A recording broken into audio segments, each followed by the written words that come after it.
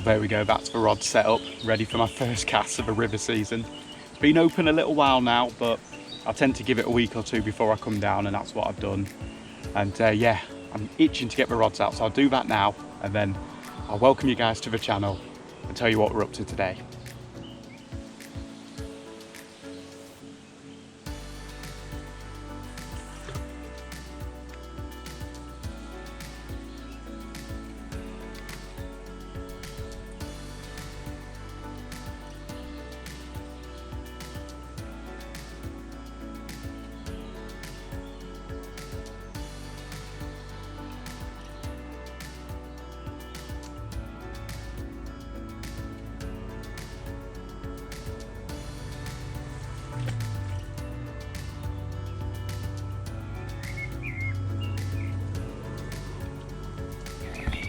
Yes, that's the rods in, and we've opened our river season. I'm buzzing about this session. Obviously, I'm out barbel fishing. I'm on one of my little Yorkshire rivers. I was thinking of going to one of the bigger ones, but I had to do like a late start. I had to do some jobs around the house this morning, earn those brownie points, but it means hopefully I can stay late into the evening, and that's when it tends to come alive on these small rivers. So yeah, I'm really happy with the swim that I'm in. I spent ages choosing a swim.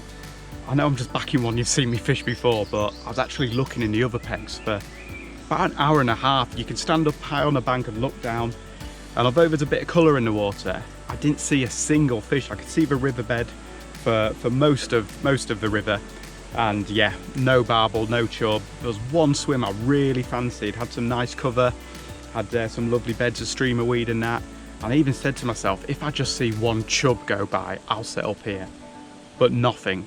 Whereas in this swim, I can't see the bottom because it's a bit deeper.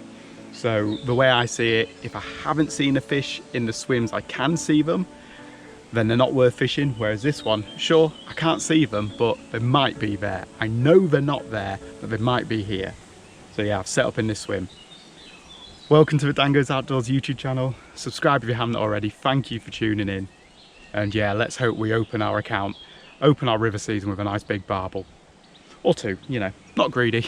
Okay, we're about half an hour in, and it is confirmed there are fish in the swim. This right hand rod has done one little knock, and then just then a big twang. I don't know if it was a fish getting away with it or getting caught on the line. Pretty sure the left rod's had a knock as well. So I'm well happy with the location. I'm buzzing about this. That's only half an hour in as well. Come on, we've got another 5-6 hours, maybe even 7 hours, depending on what the mood's like at home. You know how it is, fellas. Right, come on the barbel. Get on the barbel.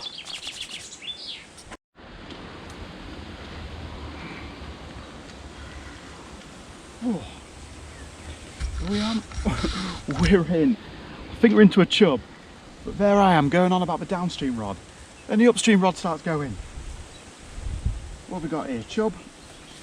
Chub or small barbel, I'm thinking. Yeah, small chub.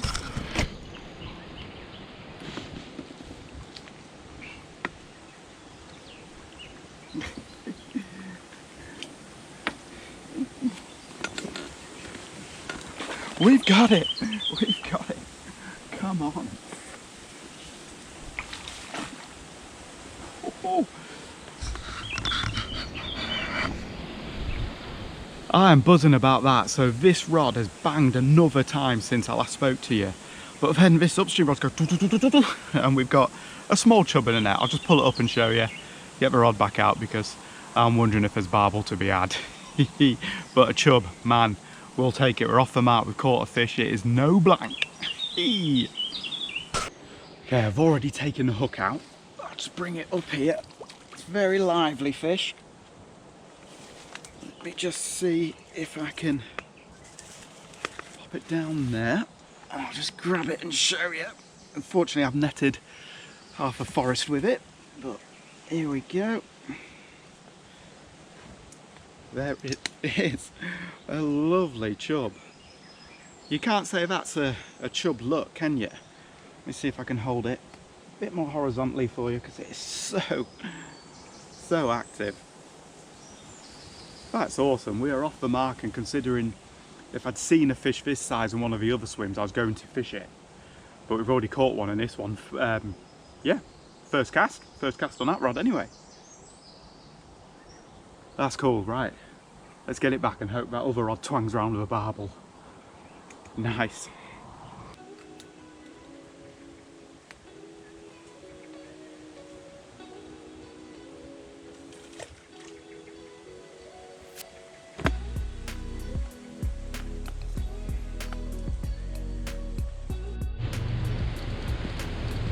I think I got another chub on here. It's just knocking up a rig ready to recast. And the rod's going in my hands. Oh, sure this is a chub.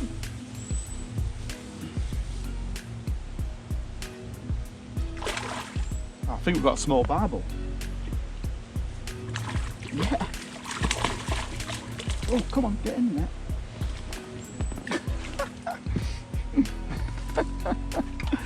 Oh my god.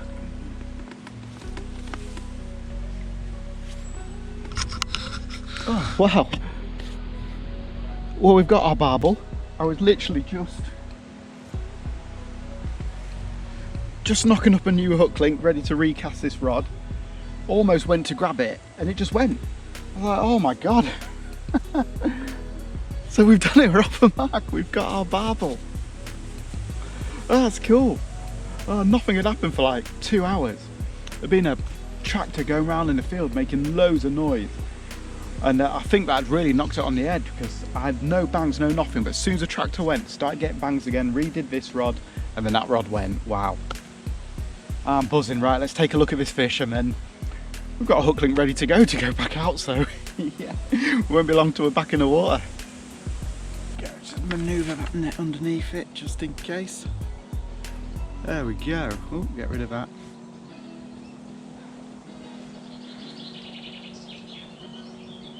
How cool is that?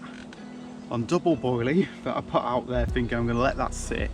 While this tractor's making all this noise, I'm going to let that sit because 2 boilies can stay there for ages. And if I do go, hopefully it'll be a big one. But yeah, probably my smallest ever. In fact, I think it is my smallest Yorkshire barbel. Awesome, that's cool.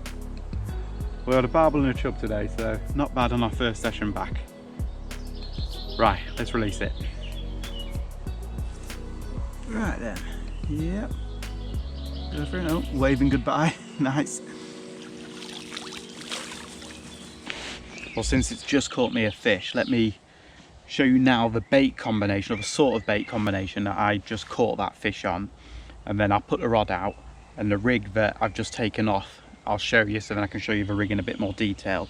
So what I'm doing is I'm threading down the hook link a PVA bag of pellets. There's some 8mm carp pellets, 6mm halibuts and a few broken boilies. And then on the hair I've got, on this one is a 14mm halibut and half a boilie just to kind of keep it on and stop that pre-drilled pellet from sliding on the hair and knocking the hair stop out. That one was on 2 boilies, as I said. And what I do is I bring the hook link down, or bring the PVA bag down the hook link, find a little gap where there's broken boilies, not pellets. And what I do then is I pull the hook into the PVA bag, and my belief here is that now the bag can't roll away. If you just hook the bag on, I wonder if it can just roll off. There we go, a bit fiddly, but it's done. Unfortunately, because I've got wet hands from that barbel, I think I've sort of split the top there a bit, but that's no problem, that'll be fine. So I'll whip this out, and then I'll use that other hook link to show you the actual rig in more detail.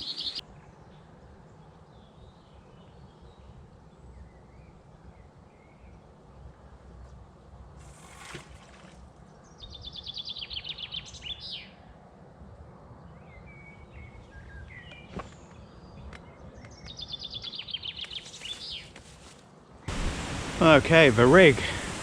Yes, I am somewhere else. Made a bit of an error on that session when I went to turn the camera on. I actually turned it off, and then when I thought I was turning it off, I turned it back on. So I got some funny footage of me baiting up and talking to myself, so I'll show you that afterwards. But yeah, this is the kind of rig I've been putting out and was putting out in that session. So we've got 12-pound hook link there. It's just the same as my main line, because like hook link type materials, they're very brittle, like those match anglers type ones, but mainline is a lot stronger. So this is what I've been using recently. Coming down to a size 8, and what I do is I put a bit of silicone over the knotless knot, just stops that heavy mono from unraveling, and a braid hair. And I've actually got a video on my channel of how to tie this rig if you want to see that. I'll leave it linked below. But I find that that combination of the mono hook link and a braided hair works really well. It hooks fish really effectively, but also one of the big reasons I've just found that a small hair loop in heavy mono can come undone really easily, whereas with braid it doesn't. So it's just a little sort of practicality tip really, rather than an actual functional hooking of a fish kind of thing. But yeah, I keep it relatively short for barbel fishing, kind of 18 inches long, something like that. And generally speaking, it works really well. Today's been a bit of a struggle, but hey, maybe you'll see this on a future video. Right, back to the past. I'm an idiot.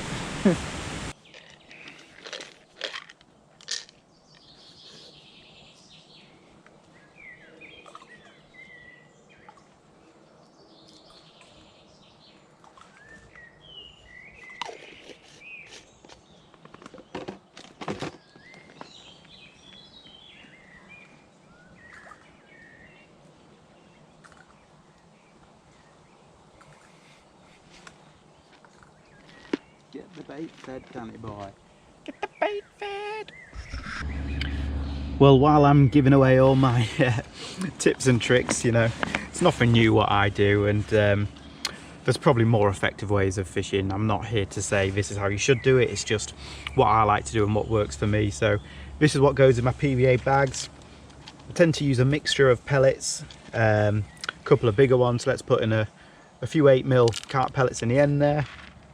Then a pinch of 6mm halibuts. Don't let any go to waste. I am a true Yorkshireman. Straight in there.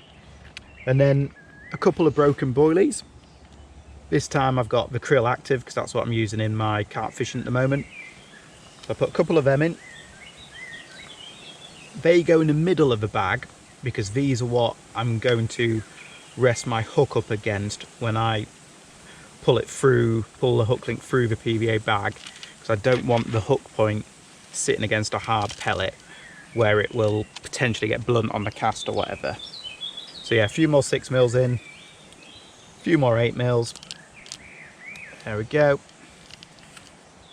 If you've not done a bag before, what you do then is you let it fall out of the funnel web and just use your finger and thumb to keep pulling it, keep pinching it tighter, twist the bag, push it in, just manipulate it, getting it tighter and tighter. But in my experience, you don't have to go too tight, because once you've tied it, if you put it back in the tub, they'll I think it's the oils in the pellets make the PVA shrink and the bags go tighter anyway.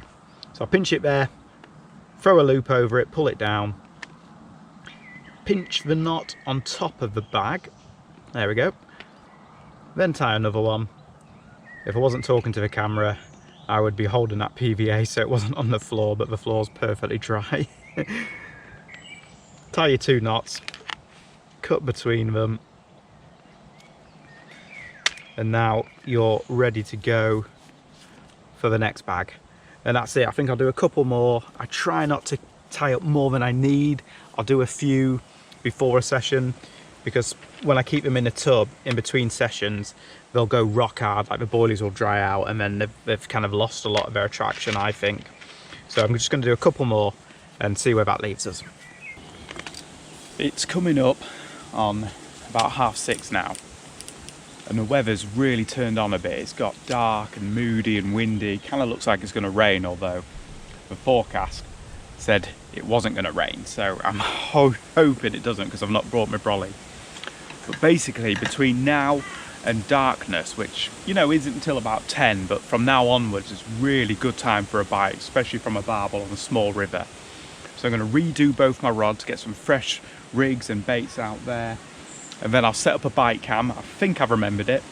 Set that up. If we do get a bite, hopefully we'll catch it on film, because I love watching them back, and I think it adds to a video as well if we actually see the barbel, you know, that old 3-foot switch.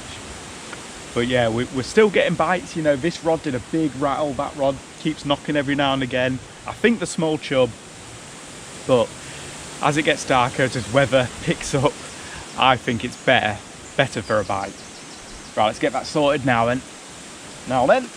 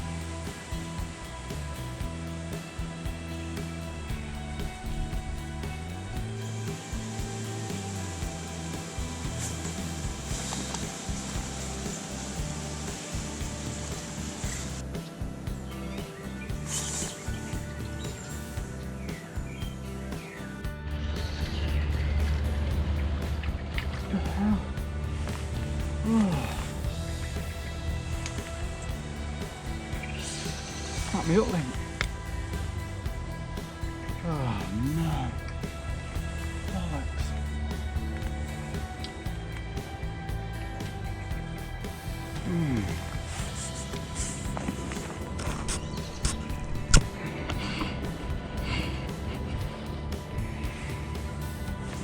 Snap my up, Link. Damn.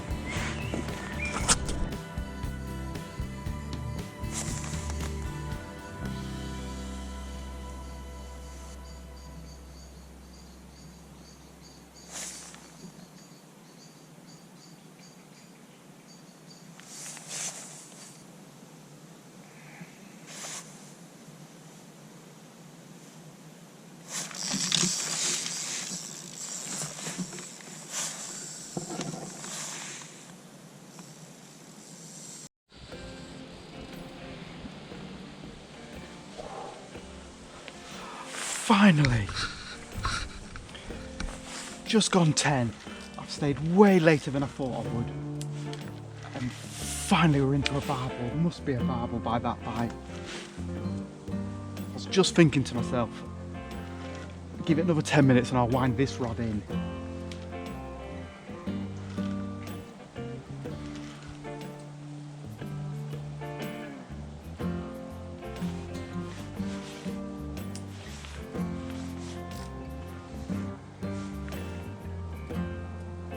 I was getting so many bangs and wallops that just weren't converting. I was thinking, are my hooks blunt? Are the baits gone? All them thoughts that go through your head.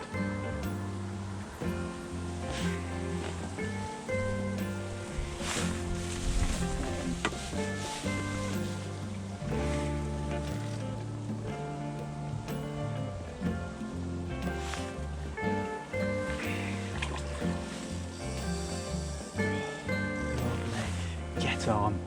And I've swapped to a much stronger hook link after getting snapped on that lighter one I put out.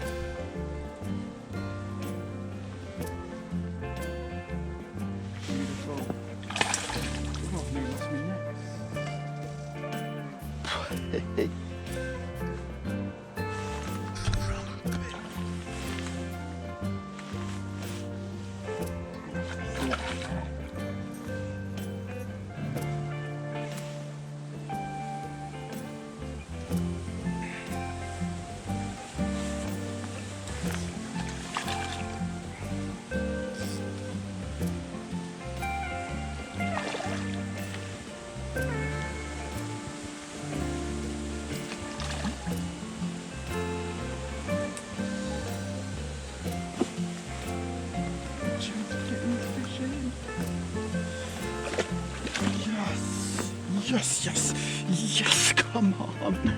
Brilliant. Okay. I'm gonna leave the fish in the net. I'm gonna pack everything away, show you the fish, release it, and get out of here. Yes. Well, I won't go on too long about it because I've got to get out of here, but there it is. A proper one, you know. 2-hand barbel, that's great. £4, something like that. And save the session, so we're off the mark of our Yorkshire barbel fishing this year. 2 barbel and a chub. What a session. Loads of bites. I think maybe it's just been out of touch a bit, but I think I could have converted more if I'd maybe done a few more tweaks, but yeah, we'll work on that for next time. That's awesome. Right, thank you for watching. Subscribe if you haven't already. And yeah, I'll see you next time. Cheers, guys. Let's get this fish back.